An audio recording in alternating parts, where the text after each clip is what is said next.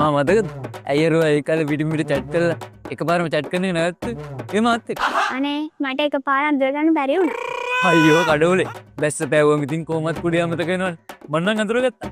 අපිව time pass කරන්න use කරපු මිනිස්සු එහෙම ලේසියෙන් අමතක කරන්න බෑනේ. සුදානේ මං එහෙම අමතක කරේ නෑ. මං පාඩුවේ ඉන්න අහිංසක කෙල්ල. මම මැසේජ් කරනකොට අකමැත්තන්න වෙන්න මට මැසේජ් කරලා විටිමිට කෝල් කරා. කම්මැලි වෙලාවට මට දුක්ඛ කියලා. එහෙම නැති වෙලාවට මාව එක දිගට මග ඇරලා මට ඒක දෙන්න පාඩුවේ ඉද්දිත් මට එක එක ඉඟි දීලා මං අහුවේගෙන වගේ එනකොට මාව මග ඇරලා කතා කරන එක නවත්තලා දාපු ඔයා අහිංසකයි ඉන්නම්.